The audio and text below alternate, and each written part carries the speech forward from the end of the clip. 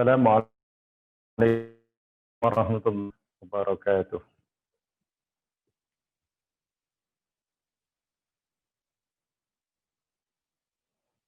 Alhamdulillah nahmaduhu wa nasta'inuhu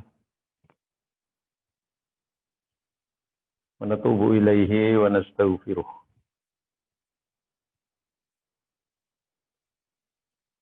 Na'udzu billahi min syururi anfusina wa min sayyiati a'malina.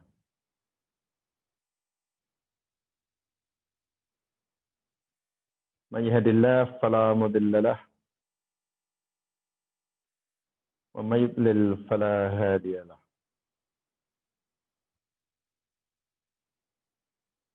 Asyhadu an la ilaha illallah wahdahu la syarika lah. Wa asyhadu anna Muhammadan abduhu wa rasuluh. Allahumma shalli ala Muhammad wa ala ali Muhammad. Kama shallaita ala Ibrahim wa ala ali Ibrahim. Wa barik ala Muhammad wa ala ali Muhammad. Kama barakta ala Ibrahim wa ala ali Ibrahim. Fil alamin innaka Hamidum Majid.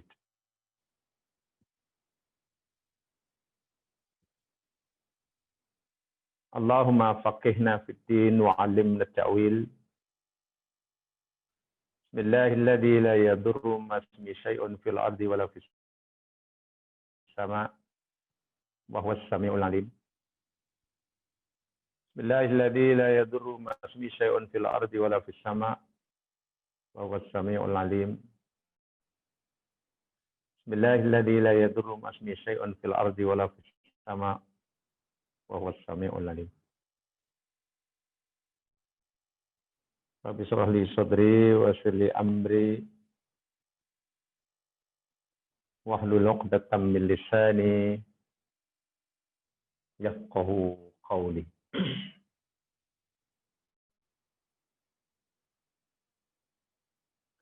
Qala Allah Ta'ala fil Qur'anil 'azim ba'da a'udzu billahi minasy syaithanir rajim. Alladzi khalaqal mauta wal hayata liyabluwakum ayyukum ahsanu amala.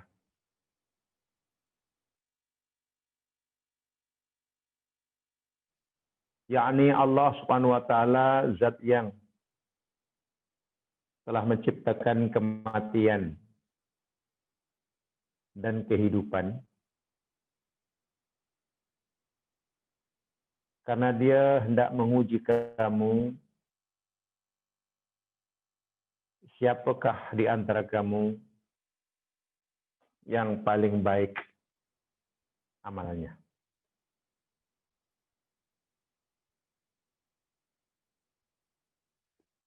Jemaah yang dirahmati Allah sekalian, alhamdulillah lagi sekali kita dapat bersua semula pagi hari ini untuk meneruskan menyambung pelajaran kita berkaitan dengan hakikatul hayat. Hakikatul hayat.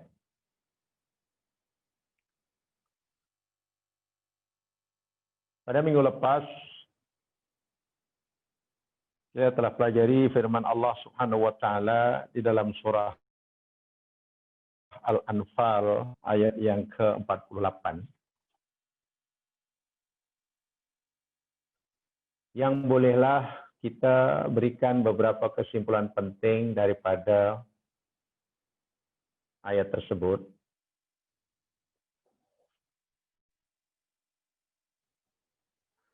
Pertamanya bahwasanya dalam menjalani kehidupan di dunia dan mencapai kejayaan dunia dan akhirat, ianya tidak mudah karena di sana ada musuh besar kita, musuh satu-satunya kita, yakni iblis dan syaitan.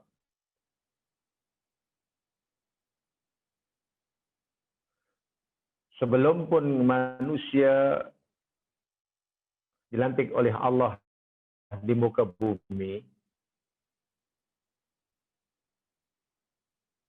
ketika manusia masih berada di surga lagi, okelah surga kita pahami tempat di mana seseorang insan akan mendapatkan kebahagiaan yang hakiki dengan segala keperluannya telah tersedia tanpa perlu mencari. Iblis telah menunjukkan permusuhannya kepada manusia. Belum pun manusia waktu itu dilantik oleh Allah menjadi khalifahnya di muka bumi. Dia ikrarkan di hadapan Allah dan juga di hadapan manusia, yakni Adam. Kedirian iblis ini tidak berhenti, walaupun Adam alaihissalam merupakan manusia mangsa pertama yang disesatkan telah meninggal. Tapi berpanjangan hingga masa yang Allah sendiri maha mengetahuinya. Hingga sekarang.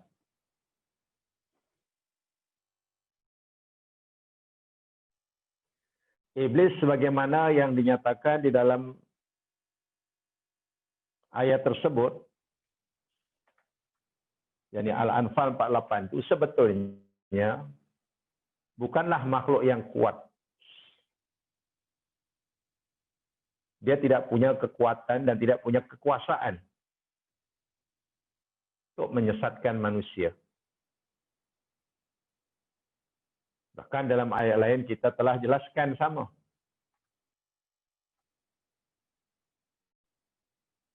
Dia lemah. Hanya saja modal dia untuk manusia hanya sebagaimana yang dinyatakan oleh iblis sendiri, yang dirakamkan oleh Allah Subhanahu wa taala di dalam ayat yang lain. Dia hanya merayu, membujuk, merayu dan merayu. Tidak lebih daripada itu. Senjata utamanya yakni tazyin.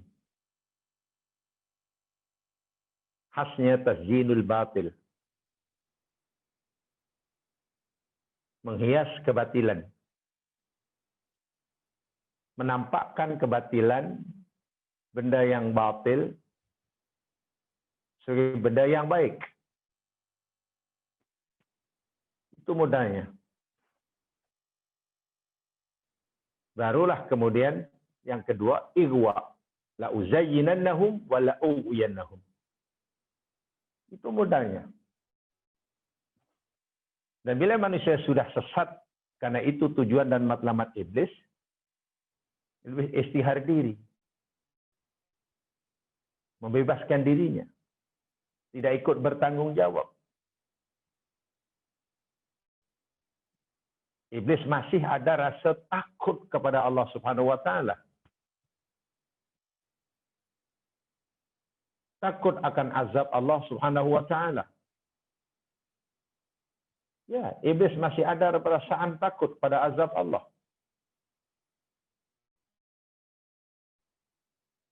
Ini akhafullah, dia kata. Aku takut Allah. Jadi tinggalkan manusia. Sebab itulah jika nanti manusia bergaduh, manusia yang disekalian oleh iblis bergaduh, bertengkar dengan iblis di neraka. Mereka yang dahulu menjadi disesatkan olehnya, coba minta pertanggungjawaban kepada iblis. Ya, iblis dengan mudah, dengan senang menjawab, Nabi muslihikum, aku tak boleh tolong kamu. Wa amantu bi muslihiyah, kamu pun tak boleh tolong aku. Karena aku tidak punya kuasa sebenarnya menyelamatkan kamu. Hanya saja anda'utukum. Aku hanya seru kamu, ajak. Kamu boleh menolak ajakan aku dahulu. Dan kamu boleh terima. Jadi jika kamu menyahut ajakan dan suruh aku, itu salah kamu, itu pilihan kamu. Walhal kamu boleh menolak. Apalagi kamu punya kekuatan yang jauh lebih besar untuk menolak seruanku daripada kekuatan aku yang aku miliki untuk menyeru kamu. Kan Allah telah beritahu itu. Iblis dengan senang, dengan mudah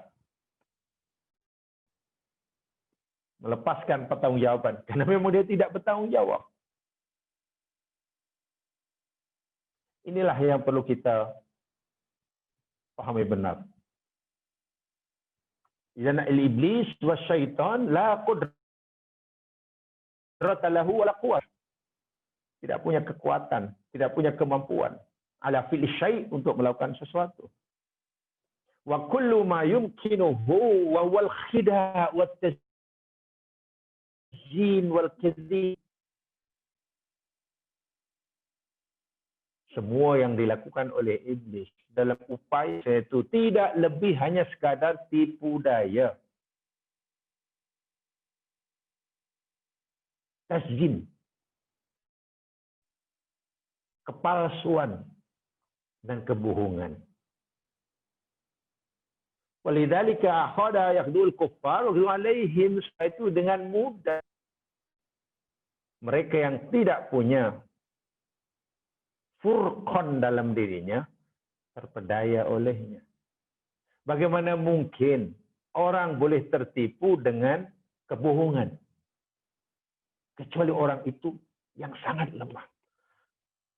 Bila orang tertipu dengan kebohongan, itu bukan karena kekuatan yang dimiliki oleh yang si pelaku kebohongan. Tapi itu sebagai bukti betapa lemahnya orang yang ditipu tadi. Bukan karena kekuatan si penipu. Tipu daya tidak ada kekuatan. Quran beritahu. Kebohongan, kepalsuan, kebatilan tidak ada kekuatan. Ia hancur, ia rusak, ia sangat lemah. Bagaimana mungkin suatu yang lemah, yang tidak punya kekuatan, boleh mempengaruhi orang lain? Bukankah itu bukti nyata bahwa yang jadi mangsa itu orang yang sangat-sangat lemah. Kejayaan iblis bukan karena kekuatannya. Kejayaan iblis pada manusia karena kelemahan manusia. Dan kelemahan itu puncanya banyak. Satu di antara saya sebutkan, ia tidak punya furqan. Furqan itu kemampuan membezakan antara yang hak dan yang batil. Antara ridha Allah dan murka Allah. Antara yang disuruh, yang dilarang. Antara halal, haram. Itu furqan. Dia tak ada furqan. Ya, memanglah untuk mendapatkan furqan, orang kena ada ilmu. Itulah panjang ceritanya. Itu saya ceritakan, yang pasti tidak ada furqan. Ada kemampuan untuk membezakan. Sedangkan kemampuan seorang untuk memberikan itu mesti ada ilmu yang benar. Punya kayu pengukur, punya tanda aras. Sehingga dengan tanda aras, dengan kayu pengukur ini dia boleh menentukan. Ini boleh, ini ukurannya. Ini tidak boleh, ini standarnya. Dan seterusnya, dan seterusnya. Subhanallah. Wa amma wa ma ana syara muslimah kufan ala mudadatin ain ba'dhu li ba'dhin. Buktinya saja tengoklah. Ketika tentera mukmin telah berhadapan dengan si kafir, tentera kafir sudah berhadapan dengan si mukmin di terhadap Badar. Dan itu kejayaan iblis yang besar, diberinya, disuntikkan semangat, juang yang tinggi dalam hati orang kafir. Apabila iblis telah berjanji dengan penuh dengan kepalsuan, aku akan tolong kamu, aku akan bantu kamu, tak ada siapa yang boleh mengalahkan. Ini yang dimasukkan oleh iblis dalam hati orang kafir. Jangan takut, tak ada siapa yang boleh kalahkan kamu. Sebab berada di medan perang, di medan laga, iblis lari. Lari karena rupanya aku melihat apa yang kamu tak nampak. Kami nampak, kamu tak nampak. Aku takut Tuhan. Ingat, ini berlaku di alam gaib. Memang kita tak tahu. Jika sekiranya Allah tidak beritahu, kita tidak tahu. Bagaimana sepak terjang iblis laknatullah. Tidak menyesatkan manusia. Jadi kita hanya percayalah. Kita wajib percaya sajalah. Apa kata Quran? Ingat, iblis adalah sangat lemah. Sangat lemah. Inna kaidah syaitani kana dha'ifa. Sesungguhnya tipu daya setan itu sangat-sangat lemah. Baik. Jemaah sekalian, hari ini kita akan bolehlah disimpulkan daripada penjelasan ayat-ayat yang ada dalam bab 3 ini. Mulai pada ayat yang pertama, muka surat 18, hinggalah ayat yang ke-13, muka surat yang ke-20. Sebagaimana yang saya kata 2 hari, ayat yang ke-13, muka surat 20 itu, sama betul dengan ayat yang ke-6, muka surat 19, jadi tidak perlu diulangi. Maka hari ini coba kita lihat notanya, bukunya, muka surat yang ke-21. Di situ ditambahkan penjelasan daripada hadis Nabi SAW yang merupakan kesimpulan. Ya. Lihat yang ada bukunya, muka surat 21. Ada 3 hadis yang dicantumkan di situ untuk menambahkan penjelasan uraian bab yang ketiga ini. Nabi Shallallahu Alaihi Wasallam bersabda, saya bacakan dahulu dan bertanya, tidak ada amalan seorang pun yang boleh memasukkannya ke dalam surga. Tidak ada amalan seorang pun yang boleh memasukkannya ke dalam surga dan menyelamatkannya dari neraka. Tidak juga denganku kecuali rahmat Allah Subhanahu wa taala. Ini maksud hadis Nabi, riwayat Muslim, juga Bukhari. Muslim ada, Bukhari pun ada. Maksudnya adalah seorang tidak boleh membayar nilai surga Allah Subhanahu wa taala dengan amal perbuatannya. Karena amalannya penuh dengan cacat celah. Sebenarnya surga Allah Subhanahu wa taala itu sempurna untuk menjadinya. Adapun penafian sebab masuk surga karena amal pada hadis bermakna dalam perkara balasan yang setimpal. Hanya dengan rahmat Allah sahajalah seseorang boleh tinggal di surganya. Allah menetapkan segala sesuatu dengan sebab dan akibat. Dan hal ini Allah Azza wa Jalla menjadikan sebab mendapatkan rahmatnya, yakni amal soleh. Baik, itu kesimpulan. Sekarang saya ingin jelaskan. Seperti yang saya katakan tadi, hadis kaitan dengan yang pertama ini, ya, dalam Bukhari ada, dalam Muslim ada, bukan satu, dengan matan yang sedikit berbeza. Ya, dengan sedikit berbeza. Ya, umpamanya hadis daripada Aisyah. Saya bacakan hadis satu di antara hadisnya. Daripada Aisyah Ummul Mukminin radhiyallahu anha. Baginda Nabi sallallahu alaihi wasallam bersabda, "Saddiru wa qaribu wa'lamu alla yudkhila ahadakum amaluhul jannah wa inna ahabbal a'mali ila Allahi adwamuha wa in qalla. Wa in qalla. Daripada Aisyah radhiyallahu anha,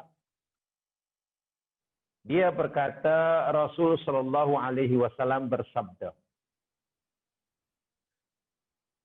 "Saddidu, tetapkanlah dirimu dalam kebenaran. Bila kamu dah benaran, berada di atas jalan yang benar, berbuat perkara yang benar, istiqomah." Itu pesanan Nabi. Sekecil apapun perbuatan baik yang kita lakukan, tradisi, amalan, kebiasaan yang baik yang kita lakukan, teruskan, tetapkan, teguhkan pendirian, istiqamah, konsisten. Wa qaribu, dan sentiasa bersifat lurus. Jangan bengkok, jangan belok, jangan toleh kanan, jangan buat pusingan you. Dan istiqomah belajar begitu lama, dan istiqomah mengamalkan saban sunat, katalah, ya sudah, teruskan aja. Jangan toleh kanan, jangan toleh kiri, jangan buat pusingan you. Jangan buat U-turn. Usahakan untuk itu, kata Nabi. Wa'lamu, yang kedua, ketahui oleh kamu, kata Nabi, alla yudkhila ahadakum amaluhul jannah. Ketahuilah bahwasanya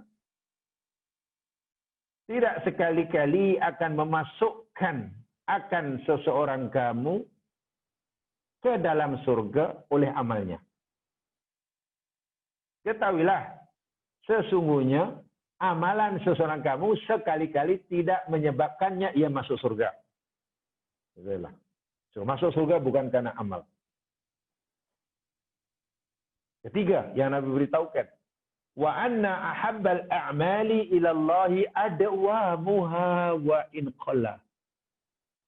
Dan sesungguhnya amalan yang paling dicintai oleh Allah Subhanahu wa taala adalah amalan yang berkekalan walaupun sikit. Masya Allah, mudahnya rupanya. Sederhana sekali rupa-rupanya melakukan amalan yang Allah paling cintai. Yang berkekalan walaupun sikit. Kalau yang sikit, jika kita lakukan berterusan, itu pun Allah suka. Bagaimana jika amalan itu banyak? Begitulah. Saya ulangi. Jika yang sedikit, amalan yang sedikit, tapi kita lakukan secara istiqomah, itu pun amalan yang paling Allah sukai. Bagaimana jika amalan itu banyak dan istiqomah? Jadi di sini, buat amalan. Banyak. Oh, macam-macam. Dalam 1 minggu, 2 minggu, 1 bulan. Oh, memang. Hebat. Ritualnya hebat, sosialnya hebat. Tapi hanya 2 bulan saja. Lepas itu cuti 1 tahun. Yang B melakukan taklah sehebat A. Ya, ikut kadar kemampuan. Amalan sikit-sikit saja. Ibadahnya pun, ritualnya pun, ya biasa-biasa saja. Sholat sunahnya pun kadang-kadang bukanlah semua dilakukan. Tapi istiqomah. Kata Nabi, lebih disukai oleh Allah. Karena walaupun sedikit berterusan. Ini hadis pertama. Ada hadis lain juga, memang dalam hadis Abi Hurairah contohnya. Diriwayatkan oleh Imam Tabrani dalam Mu'jam Al-Awsat. La yudkhila ahadan minkum amaluhul jannah. Mungkin yang bersama dengan ini maksudnya. Tidak sekali-kali amal seseorang mendapat memasukkannya dalam surga. wala yujihi minan nar, dan tidak dapat menyelamatkannya daripada api neraka. Orang masuk surga bukan amalnya. Orang terselamat dari neraka pun bukan karena amalnya. Amalnya belum cukup kuat. Belum sempurna untuk membolehkan ia masuk surga dan selamat daripada api neraka. Ingat, Nabi sabdakan ini di hadapan sahabatnya, di hadapan umat Islam, yang waktu itu umat Islam masih punya Abu Bakar, masih ada Umar, masih ada Utsman, masih Ali, masih ada sahabat-sahabat hebat. Saya ulangi. Nabi menyampaikan ini, berita hakikat ini kepada umatnya, umat Islam, yang waktu itu umat Islam masih punya orang seperti Abu Bakar, Allahu Akbar, masih punya Umar, masih ada Utsman, masih Abu Hurairah, masih ada. Jadi kalau orang-orang Islam yang amalnya hebat-hebat belaka, ketakwanya kepada Allah luar biasa, mewakafkan hidupnya, umurnya, tenaganya, kesehatannya, harta bendanya, kekuatannya. Mereka telah untuk menegakkan syariat Allah. Mereka sudah korbankan semuanya. Jiwa raganya. Kan orang-orang yang hebat. Amalnya kan hebat. Jika ditimbang untuk ukuran kita, tak tahulah seberat apa timbangan amalan para sahabat ini. Rupa-rupanya Nabi masih ingatkan mereka. Ingat, seakan-akan Nabi kata, ingat walaupun amal kamu ini banyak,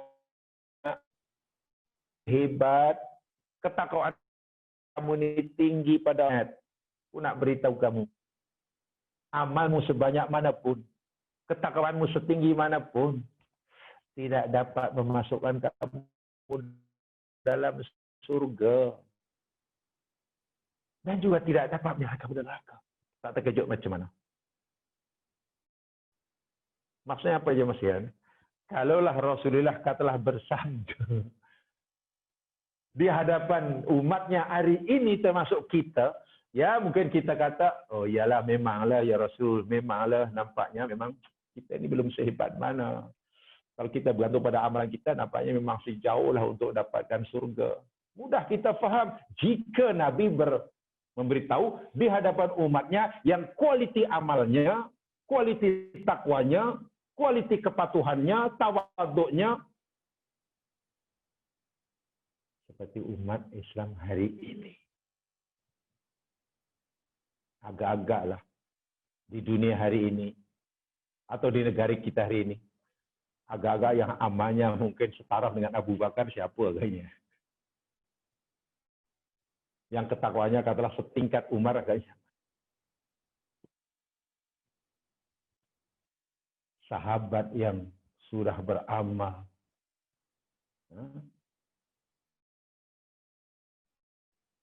Sungguh-sungguh terkejut mendengar sabda Nabi ini. Lalu mereka bertanya, ya Rasul, engkau kata tak ada seorang pun yang boleh masuk karena amalnya dan selamat dari neraka karena amalnya. Wala anta ya Rasulullah. Bagaimana engkau ya Rasul? Adakah engkau pun tidak masuk surga karena amalnya? Amal engkau? Qala wala ana. Ya, aku pun. Sahabat makin terkejut.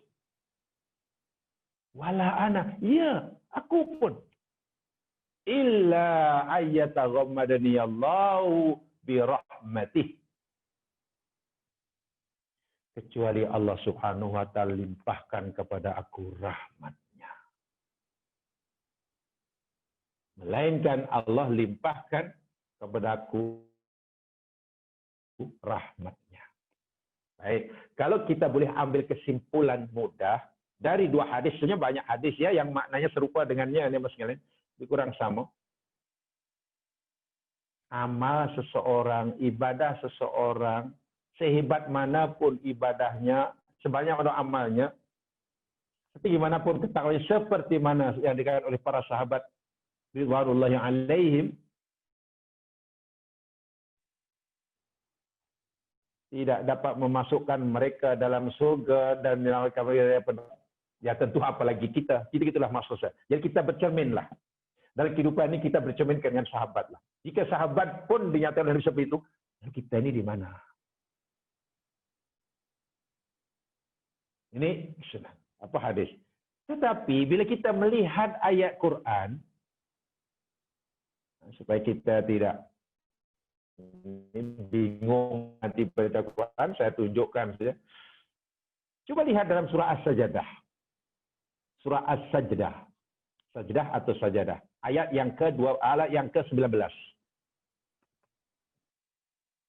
Lihat surah As-Sajdah ayat yang ke-19.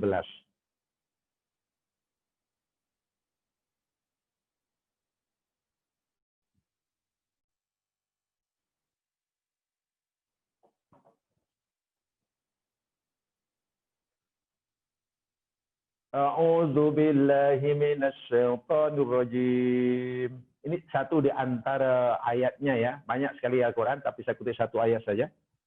Ammal ladzina amanu wa 'amilus shalihati falahum jannatul ma'wa nuzulam bima kanu ya'malun. Ammal ladzina amanu, adapun orang-orang yang beriman. Wa 'amilus shalihati, dan mereka beramal saleh. Falahum jannatul ma'wa, maka bagi mereka surga ma'wa. Mereka akan masuk surga. Allah beri balasan surga. Kenapa Allah beri balasan surga orang beriman dan beramal saleh? Ya, nuzulan, sebagai tempat tinggal. Tempat turun maksudnya, ya tempat tinggal, tempat singgah lah. Karena selama ini mengembara, perjalanannya tidak henti-henti. Karena daripada alam dunia masuk alam barzah, di akhirat sehingga macam-macam manzil. Akhirnya ia sampai ke persinggahan terakhir. Destinasi terakhir. Apa itu? Surga. Karena tidak ada lagi. Stasiun selepasnya tidak ada lagi. Surga itu destinasi terakhir. Terakhir. Kemudian, apa kata Allah Subhanahu wa taala? Bima kanu ya'malun. Mereka masuk ke itu bima kanu ya'malun. Ada kalau biasa diterjemahkan dengan sebab amalkan. Dengan sebab amalan mereka. Coba perhatikan betul-betul. Ayat Quran kata orang mukmin dan soleh masuk surga dengan sebab amalan mereka. Bima kanu ya'malun. Dan banyak ayat seperti itu. Tapi hadis Nabi, hadis sahih kata, tak, amalan kamu tak membolehkan kamu masuk surga. Mana yang betul? Mungkinkah Nabi bersabda lain, Allah berfirman lain? Tidak mungkin. Seakan-akan, saya ulangi, seakan-akan kalau kita fahami ayat ini, dan hadis Nabi yang sahih, seakan-akan bercanggah kan?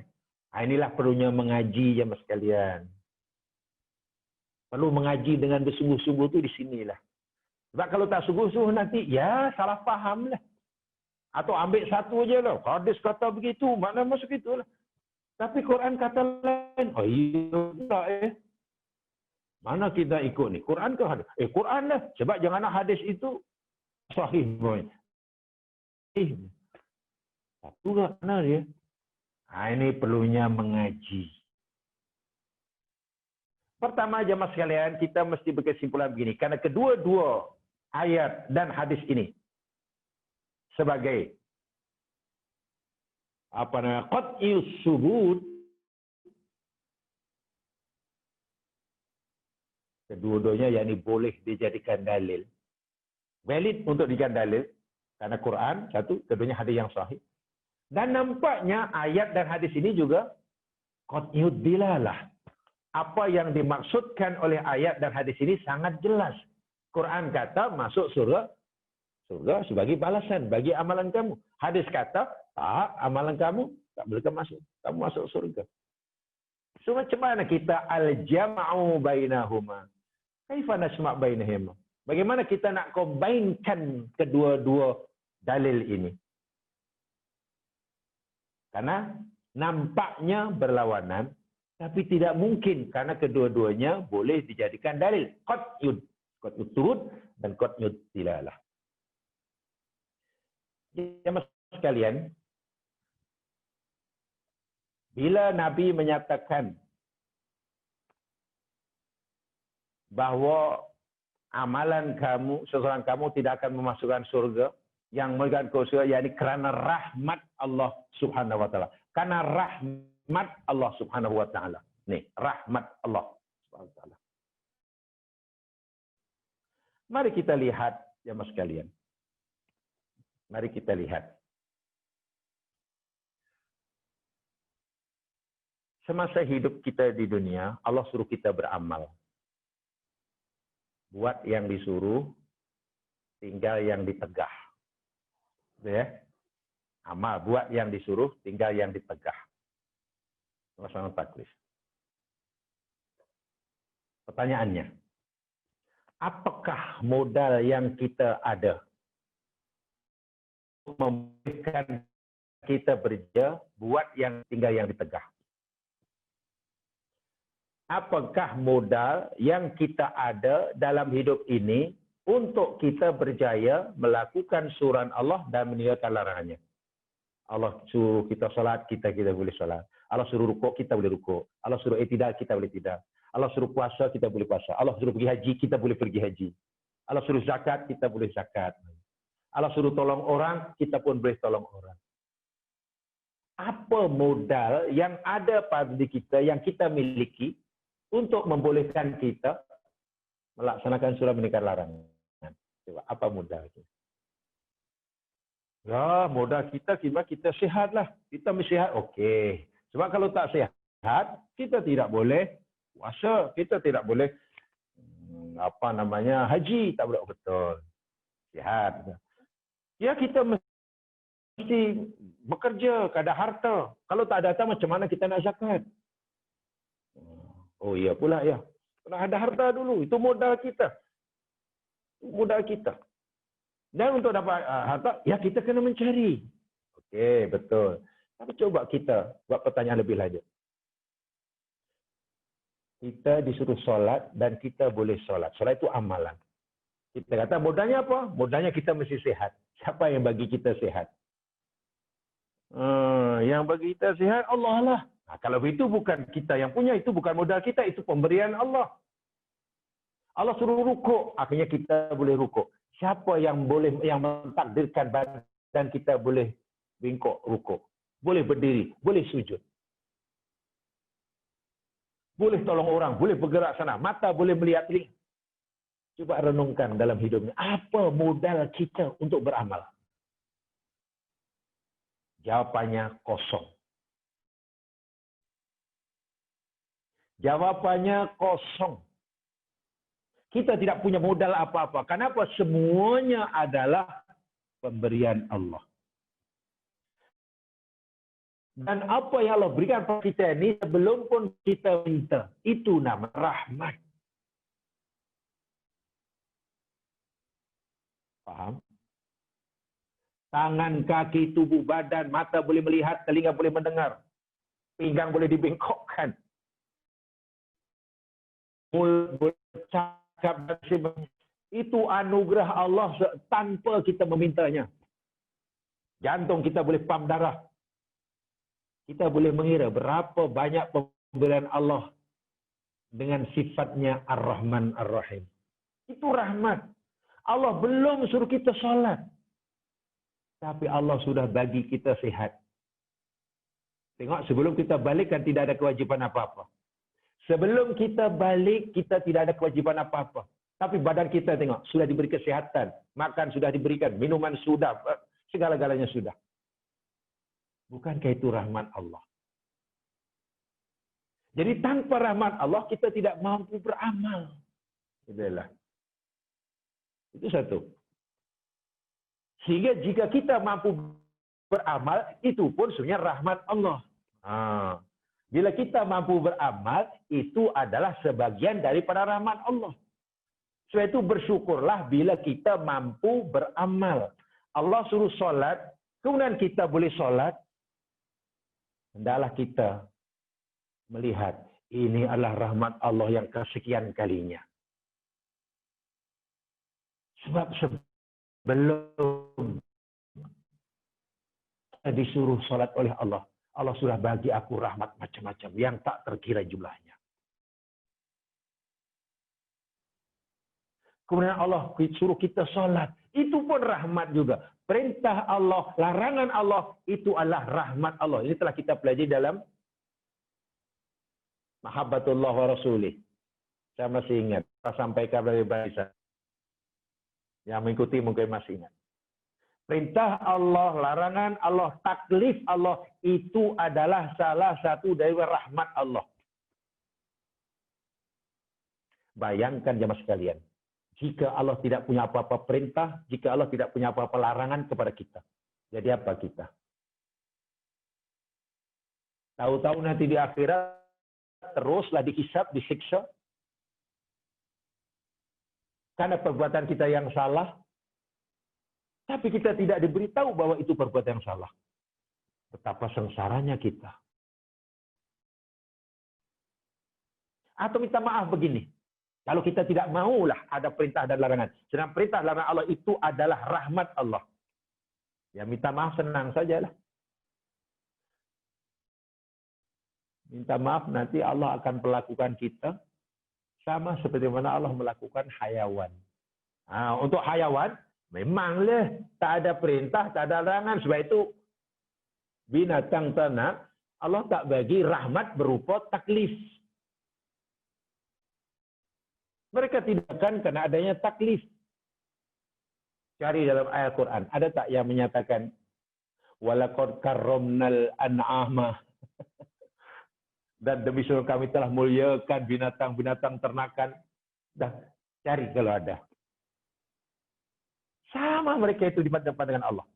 Rahmat pada mereka itu bagi begitu saja. Manusia disamping mendapatkan rahmat Allah. Sebagaimana rahmat yang Allah berikan kepada hayawan, ada rahmat lain yang Allah berikan pada manusia yang tidak diberikan pada makhluk lain. Apa itu? Taklif. Perintah dan larangan. Karena apa yang Allah perintahkan kepada kita untuk kita lakukan, itu manfaat kebaikan bagi kita. Apa saja larangan yang Allah berikan kepada kita, yang Allah larang kita melakukannya, karena itu ada madharat bila kita melanggarnya. Itu rahmat. Taklif Allah itu sebelum rahmat yang sebelumnya tadi. Kemudian kita berjaya melakukan perintah. Oh, itu rahmat lagi sekalian. Tidak semua orang boleh melakukan perintah Allah. Allah suruh, ada yang buat, ada yang tak buat.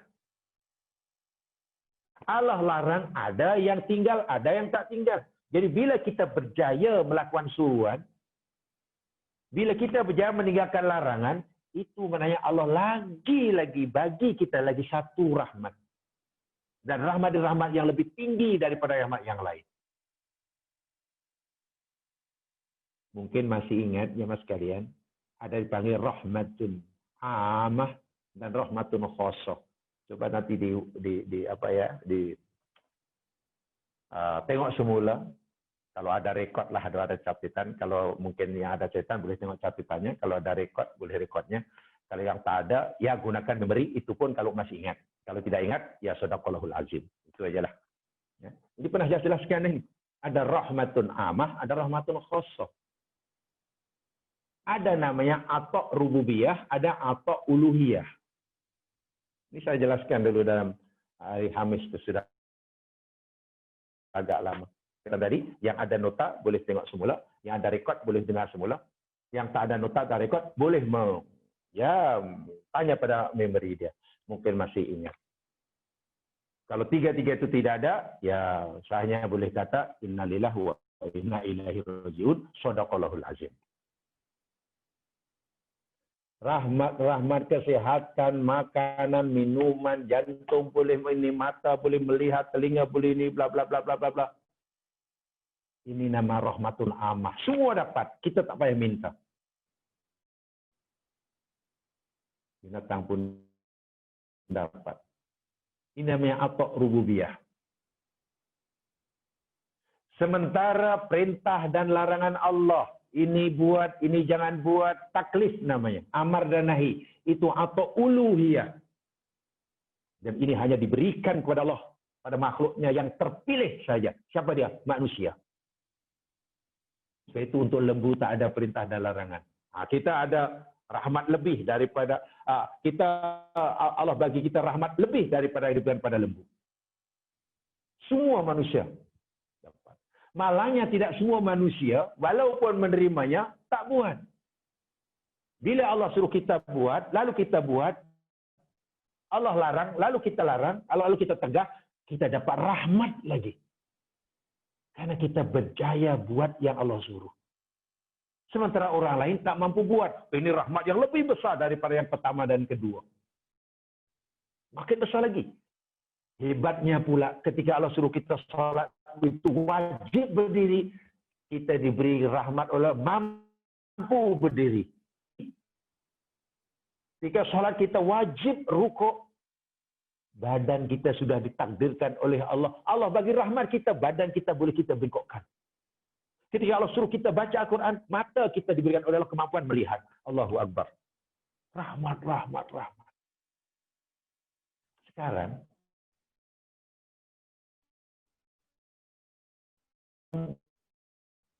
masuk surga karena rahmat Allah yang banyak, yang dimanfaatkan dengan sebaik-baiknya, atau karena amalnya. Kita tidak mampu beramal tanpa rahmat tadi. Percayalah. Kita tidak mampu beramal tanpa rahmat Allah. Ada seseorang malam hari boleh qiyamul lail. Itu sebab sehat. Betul sehat itu rahmat Allah. Tapi kesehatan kan rahmatun ammah. Sehat kan apa rububiyah. Semua orang dapat. Mukmin dapat, kafir dapat, Yahudi dapat, Hindu dapat. Keinginan dan kemampuan berdiri untuk sholat malam. Itu rahmat yang lebih daripada orang. Sebab orang lain tak mampu. Itu rahmat. Wajib disyukuri. Sebab bila kita berjaya melakukan suruhan, beramal, jangan kita melihat amal yang baru kita lakukan. Jangan. Pandangan mata kita jangan melihat pada amal yang baru kita buat. Tapi lihatlah kepada rahmat Allah yang membolehkan kita mampu buat. Ini kan yang kita pelajari dalam Mahabbatullah. Karena kalau kita melihat pada amalan yang kita lakukan, minta maaf, boleh jadi nanti akan membuka pintu ujub. Sehingga ramai orang ujub karena melihat amalnya, merasa amal sudah banyak, merasa ibadahnya sudah hebat, apalagi melihat orang lain yang dia pikir kurang daripada dirinya. Tapi bila melihat kepada rahmat Allah, ya Allah, ya Allah. Terima kasih ya Allah karena baru saya bagi rahmat pada sehingga hamba mampu melakukan suruh. Bersyukur. Dia lebih banyak bersyukur karena yang nampak pertolongan Allah bukan amalnya. Orang yang melihat setiap kali beramal melihat pertolongan Allah yang berrahmat tadi, dia akan menjadi hamba yang paling bersyukur, akan terus buat lagi, terus karena bersyukur. Tapi kalau melihat amalnya yang sebenarnya tidak seberapa, membuka pintu ujub, pintu riya, pintu sum'ah. Itu makna pertama. Bahwa orang masuk karena rahmat Allah. Ya, rahmat itu atok rububiyah. perintah dan larangan atau uliah diingatkan, kemampuan untuk beramal. Jadi beramal itu hanya merupakan akibat. Itu kesan daripada rahmat-rahmat yang tidak terkira jumlahnya sebelum kita mampu beramal. Allah suruh kita tolong orang lain, itu kan amal. Oh, saya sudah boleh tolong orang miskin. Alhamdulillah itu amal. Tapi berapa banyak yang rahmat Allah yang Allah telah berikan pada kita sebelum kita mampu tolong orang miskin. Tidak terkira ya mas sekalian. Jadi amal kita menolong orang miskin itu kecil sekali. Kecil sekali. Kenapa? Yang membolehkan kita menolong tadi rahmat yang tidak terkira. Nah, walaupun amal menolong orang miskin tadi perlu amal yang sangat kecil, tapi itu bukti kita memanfaatkan rahmat yang banyak, maka Allah hargai. Itulah. Allah hargai. Jadi cara menghargai rahmat-rahmat Allah yang tidak terkira jumlahnya itu, gunakanlah sesuai dengan kehendak Allah. Sekecil apapun nanti Allah akan hargai. Dan harga yang balasan atau ganti yang Allah berikan ini, bukan calang-calang ganti ya mas sekalian, surga. Hakikatnya amal kita sangat kecil. Sangat kecil. Berbanding surga yang Allah. Jadi tidak mungkinlah kalau kita nak jadikan sebablah ibadah hanya 10 tahun di dunia. Gimana boleh masuk surga kekal abadi? Allahu Akbar. Seimbangkah kalau kita melihat amalan dari segi mata zahir? Bekas ahli sihir Fir'aun memeluk agama tauhid, jadi orang mukmin muwahhid, ya boleh dikira dengan jari jelas atau beberapa jam atau dengan beberapa hari. Sepanjang hayat hidupnya, rahmat Allah namanya atok rububiyah mereka salah gunakan untuk menderagai Allah, untuk mengikuti arahan Fir'aun, untuk bermain sihir. Syirik itu. Wahai rahmat Allah, tidak terkira jumlah, disalahgunakan. Ketika ia ada furqan dalam dirinya, furqan, saya dah tahu nih, ini hak, ini batil. Musa ini walaupun hanya seorang, yang disampaikan hanya seorang, Musa itu betul. Ajaran itu hak. Fir'aun, ajaran dia walaupun diikuti oleh seluruh negara, itu batil. Kami ahli sihir walaupun bergabung satu tenaga menurunkan sihir itu adalah batil. Fir'aun walaupun seorang dia mukjizat. Ada furqan, kemudian bersyahadah. Menerima ajaran Musa. Begitu menerima ajaran Musa, meninggalkan ajaran lama, diugut oleh Fir'aun, diberikan pilihan. Fir'aun bagi ultimatum pada orang itu. Ringkas kata, orang ini tetap istiqomah. Itu tadi yang Nabi kata, sedidu, sedidu. Pegang itu, walaupun modal kamu hanya la ilaha illallah. Waktu itu, dia dapat rahmat yang besar namanya atau uluhiyah. Apa dia? Dia mengucapkan la ilaha illallah atau asyhadu alla ilaha illallah.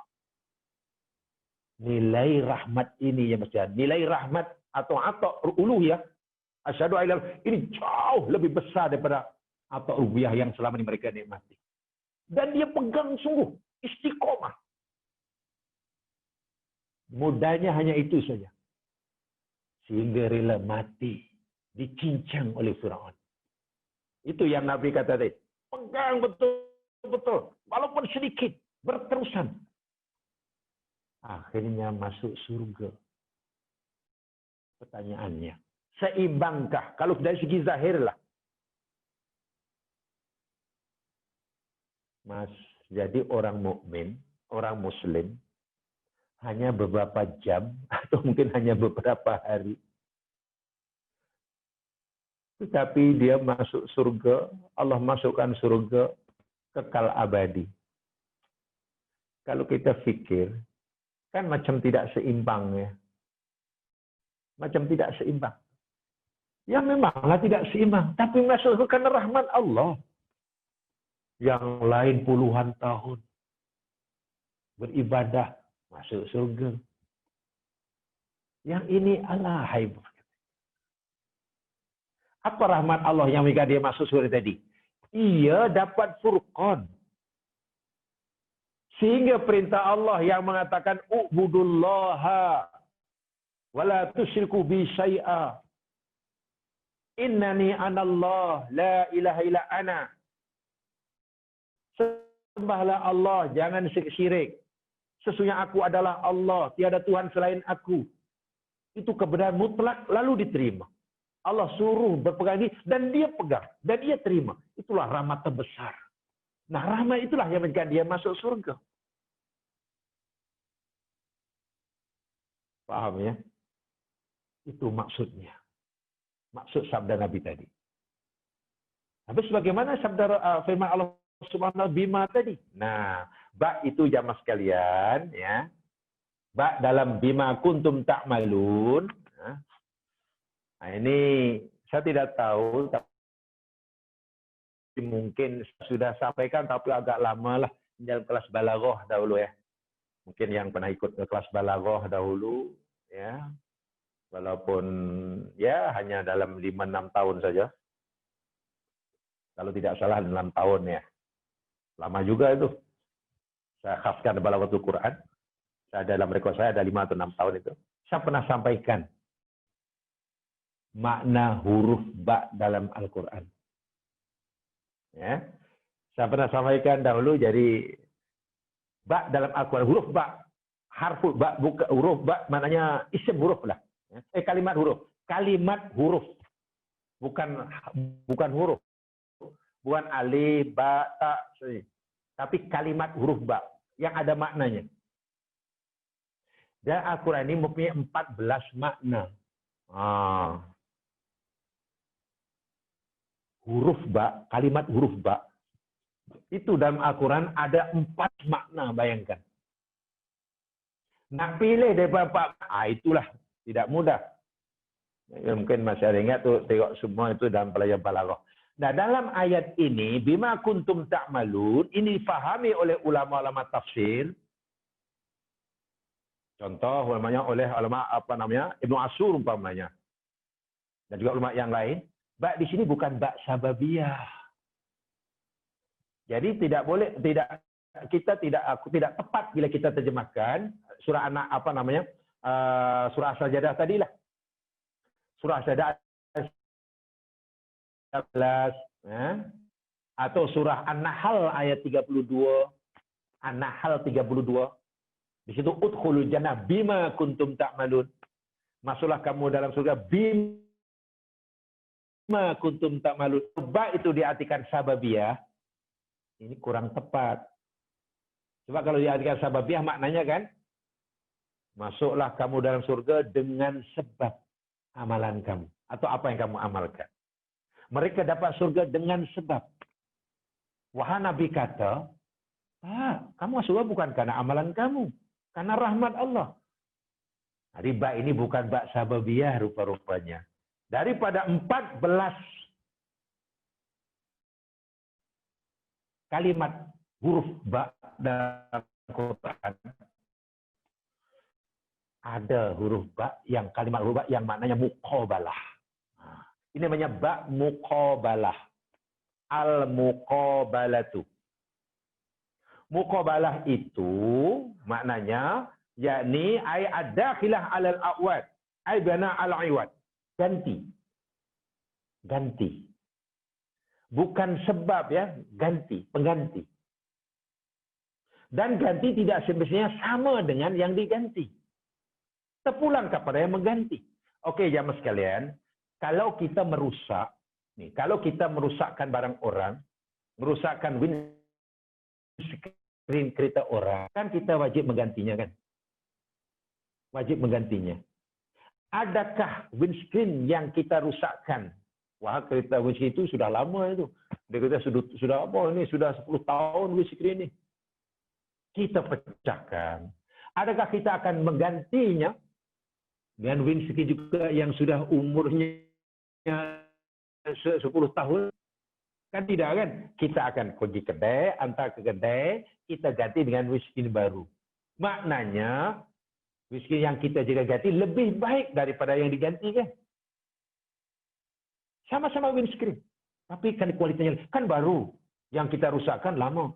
Kalau nak betul-betul sama jamaah sekalian, karena kita hendak karena yang seharusnya ini windscreen kita awal ini sudah 10 tahun, saya nak carikan dahulu.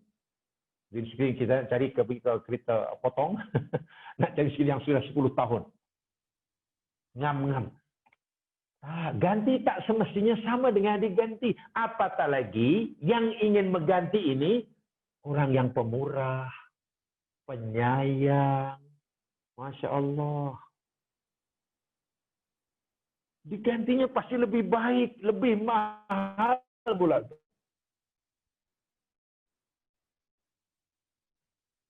Ada orang beli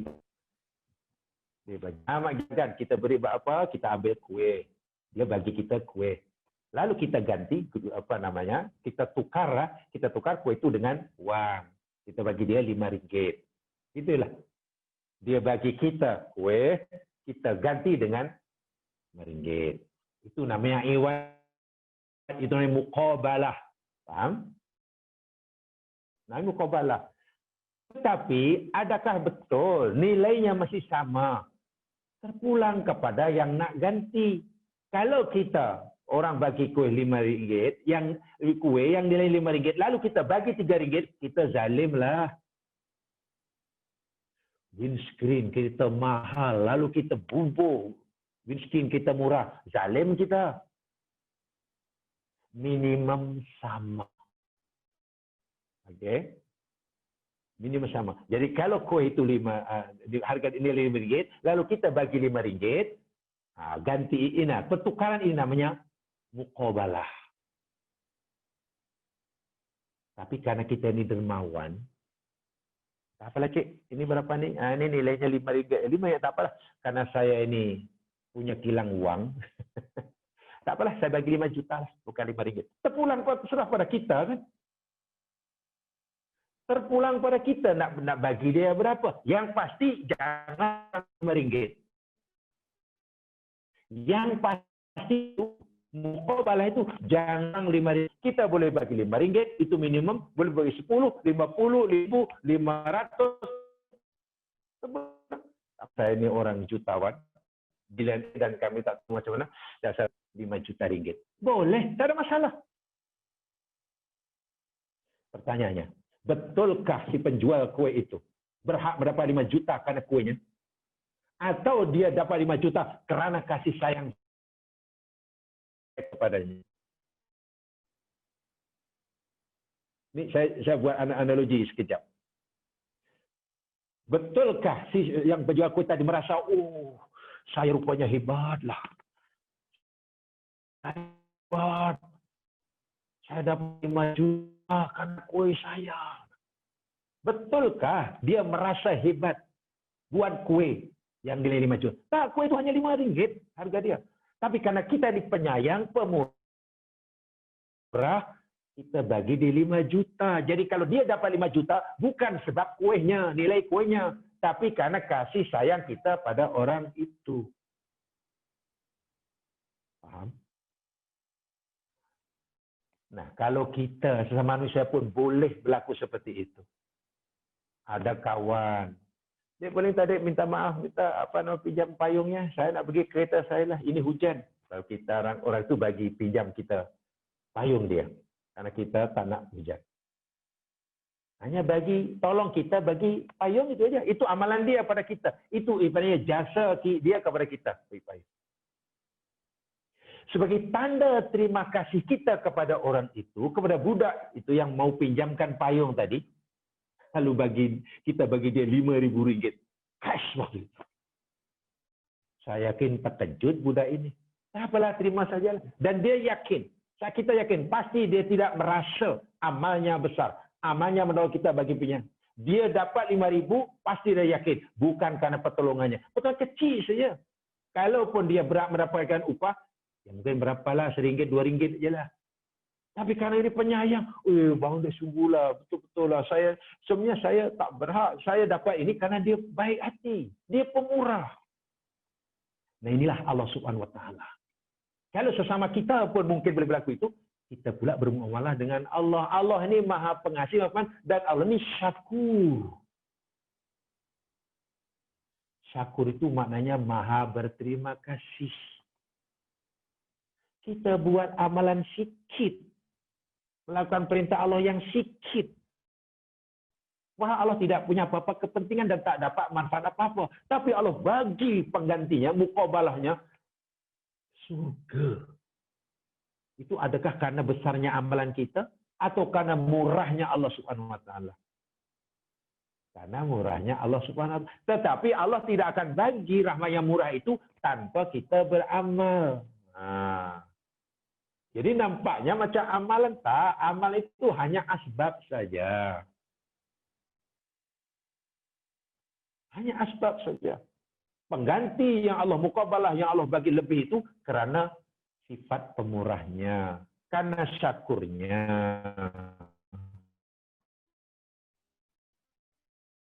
Syakurnya. Amal itu asbab, tapi tak mungkin Allah bagi surga tanpa orang itu beramal. Dia tak layak.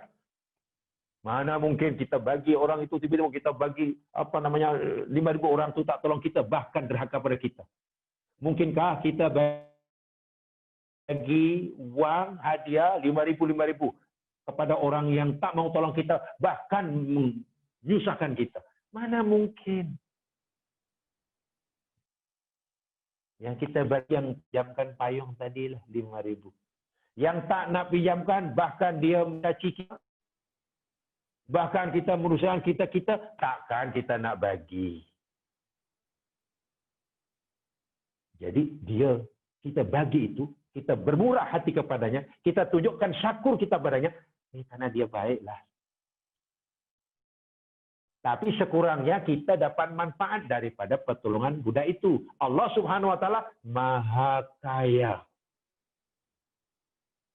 Tidak mendapatkan apa-apa manfaat daripada perbuatan hambanya. Tapi Allah, Masya Allah, sifatnya syakur. Sebab itu kalau kita lihat dalam, coba mari kita lihat, saya tunjukkan, jamaah sekalian. Ya. Lihat surah Al-Furqan. Lihat surah Al-Furqan, surah yang ke-25.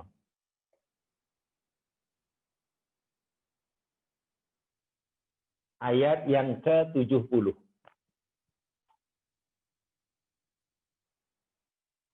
Surah Al-Furqan,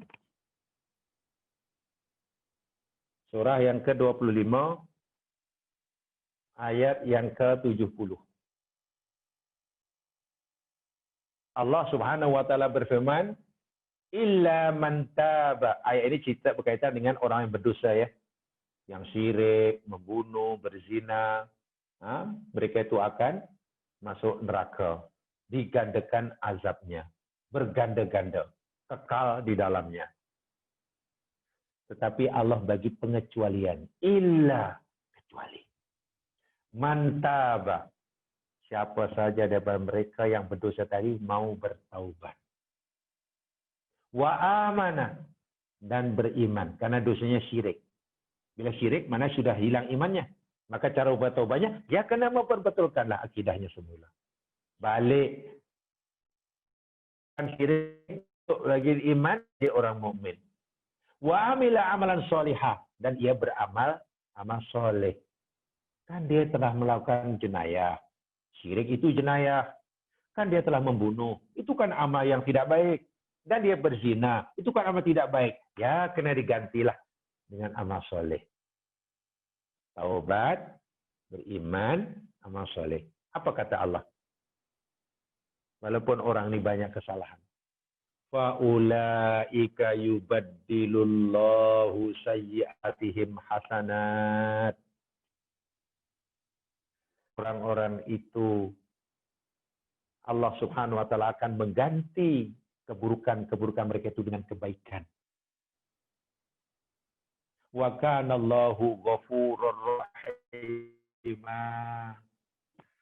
Dan adalah Allah itu Maha Pengampun dan Maha Pemberi rahmat. Coba perhatikan, renungkan betul-betul ayat ini. Orang yang salah, orang berdosa akan masuk neraka. Kecuali, kata Allah, dia mau bertaubat dan memperbetulkan kesalahannya. Orang yang bertaubat, orang yang mau bertaubat karena Allah suruh bertaubat, orang yang beramal soleh karena Allah suruh ia beramal soleh, mana orang ini dapat rahmat daripada Allah. Ini rahmat yang besar ini. Ini namanya apa? Uluhiyah. Ini namanya rahmatun khasah. Walaupun berdosa, Allah masih beri peluang untuk bertaubat. Ini rahmat. Dan dia memilih untuk bertaubat. Karena Allah suruh taubat. Ini rahmat lagi itu. Ini amal nih. Betul.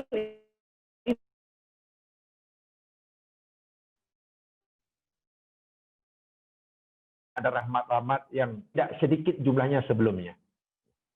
Apa balasan Allah bagi orang yang mau menerima rahmat atau uluhiyah ini? Rahmat khasah ini.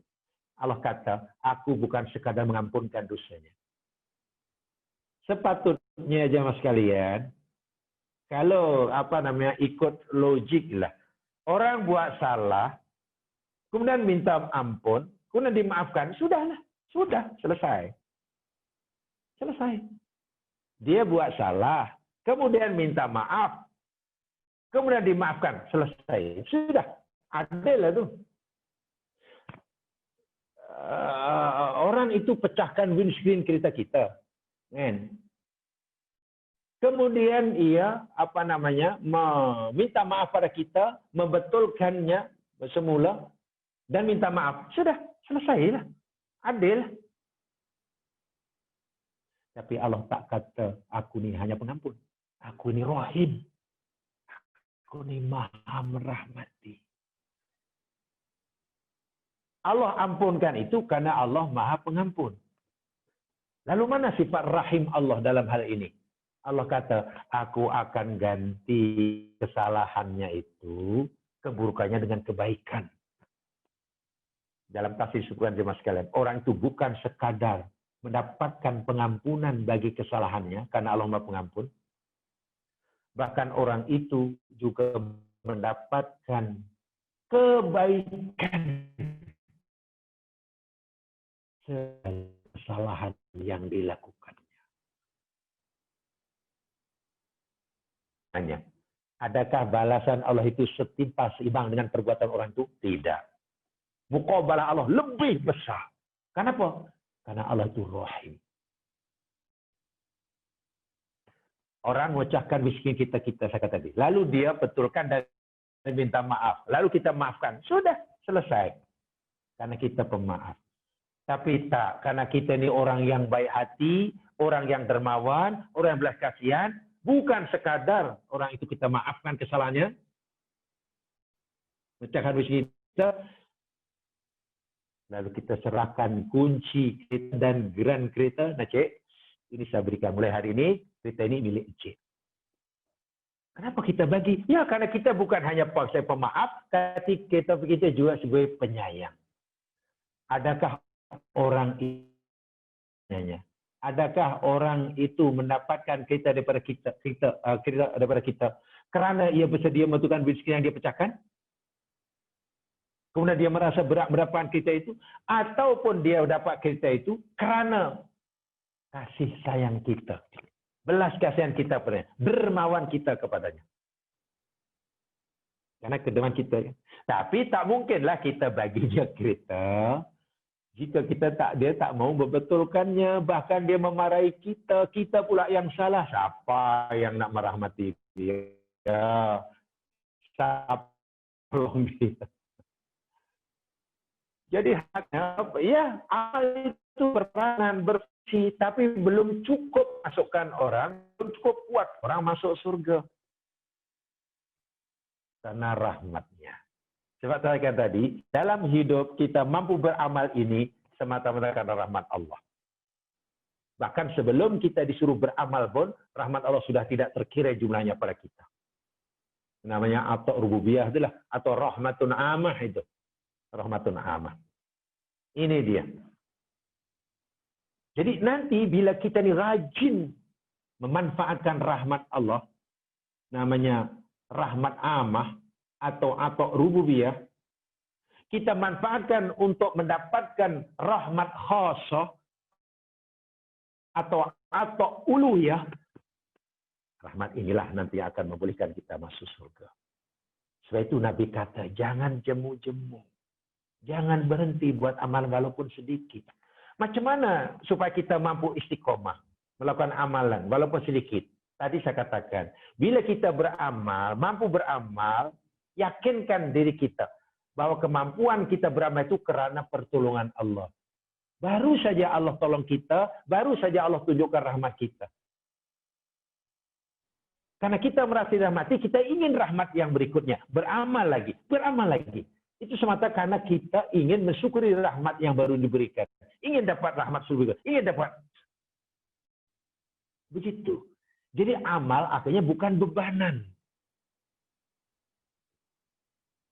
Melaksanakan surat Allah bukan lagi bebanan. Meninggalkan surat Allah bukan lagi bebanan. Kalau melakukan perintah Allah itu bebanan, ini maknanya belum dapat rahmat. Itu nanti Allah ada kira-kira sendiri itu di akhirat. A, B, C, D beramal. Salatnya sama, softnya sama. Rukuknya sama, ejennya sama. Masanya sama. Pergi haji sama, satu kapal di sana sama. Apakah kita yakin 100% bahwa mereka akan dapat pahala yang sama? Kan tidak, kan? Orang yang pergi haji 2 juta semuanya.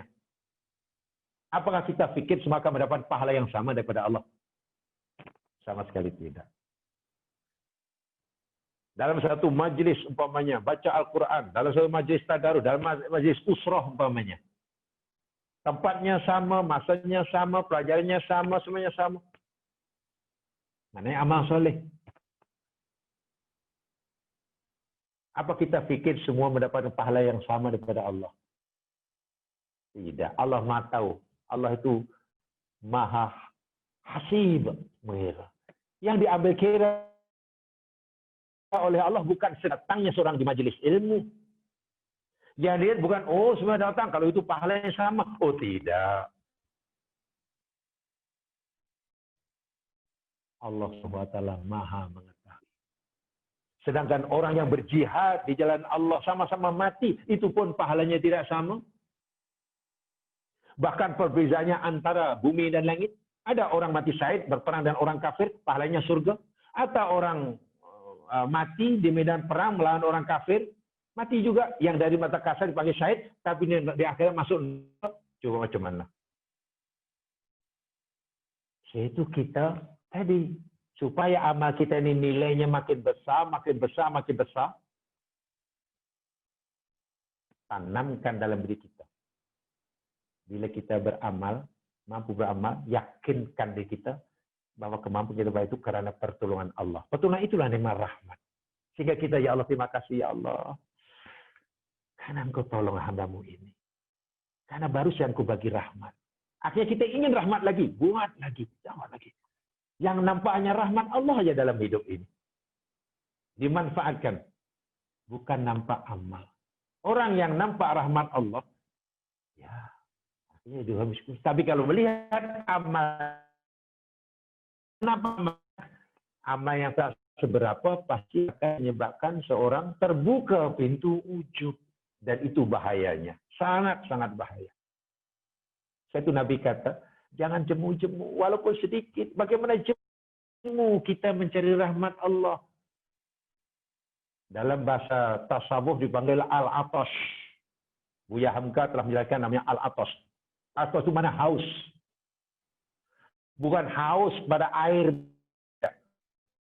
Kalau kita haus, jamaah sekalian, karena haus dahaga, kita cari air kemana-mana dan kita sanggup mencarinya dengan cara apa sekalipun untuk memberikan dahaga.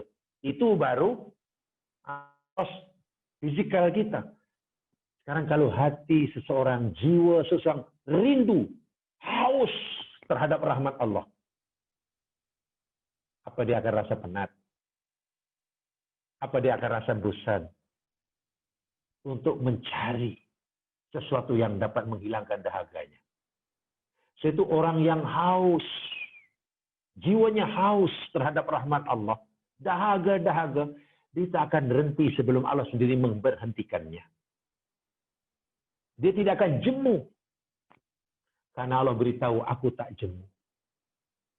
Rasulullah Shallallahu Alaihi Wasallam bersabda dalam hadis riwayat Muslim, ya ayuhan nas, wahai manusia, khudhu minal a'mali ma tutikun,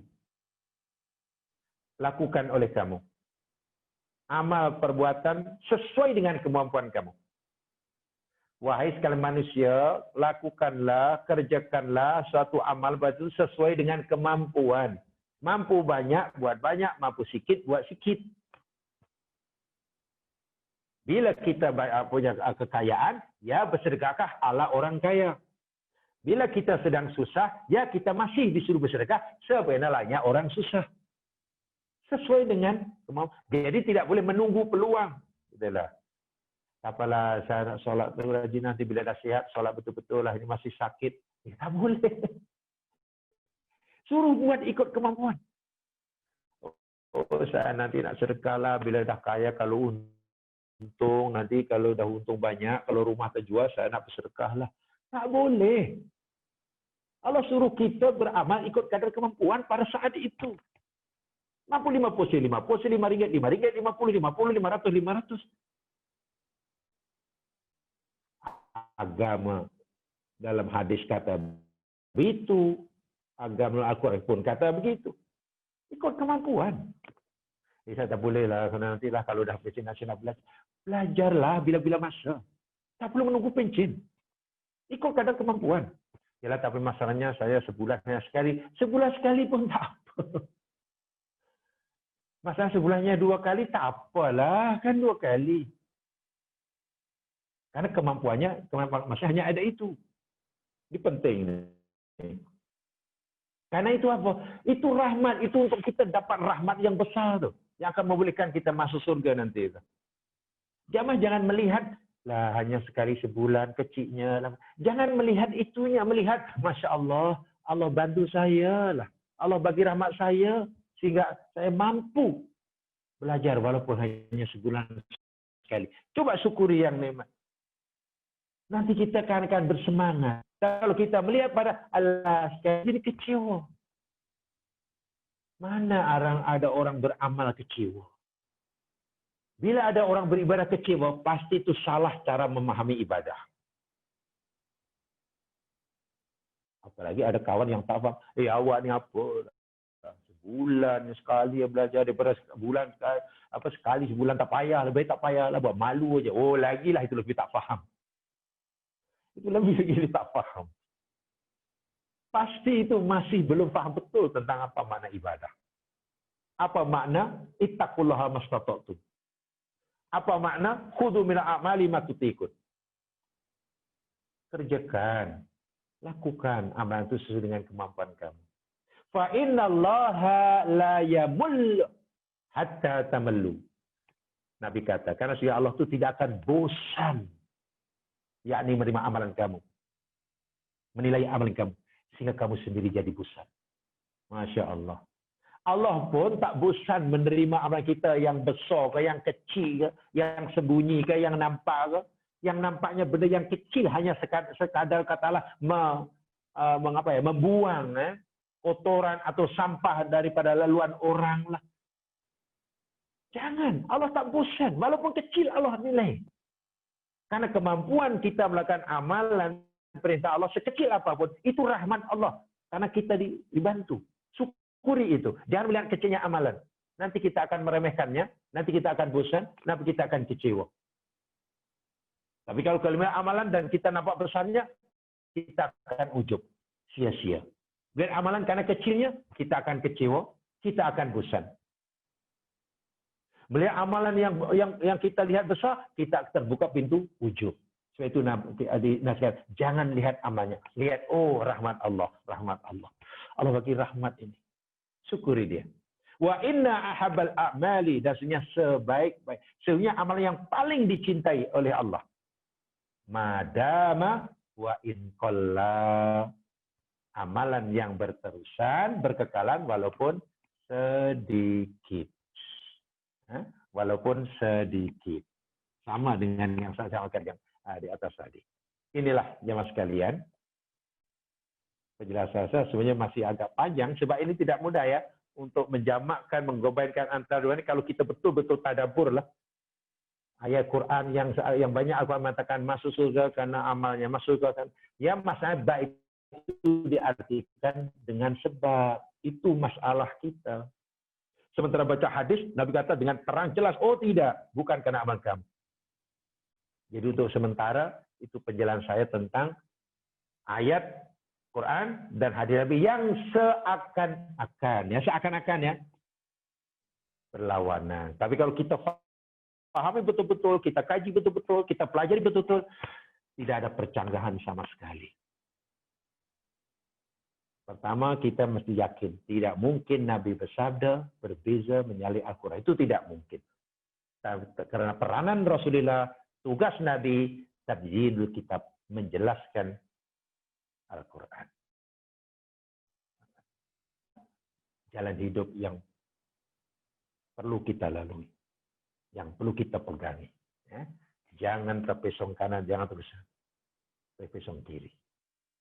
Mudah-mudahan apa yang disampaikan memberi manfaat pada saya menyampaikan. Alhamdulillah kalau dapat berkongsi bersama. Aku qouli hadza wa astaghfirullah li wa lakum. Kita dengan bacaan tasbih farah dan surah wal asri. Subhanakallahumma wa bihamdika asyhadu an la ilaha illa anta astaghfiruka wa atubu ilaik. A'udzu billahi minasyaitonir rajim. Wal 'ashr. Innal insana lafi khusr illa alladziina aamanu wa 'amilus shalihaat wa tawassaw bil haqq wa tawassaw bis sabr. Assalamualaikum warahmatullahi wabarakatuh.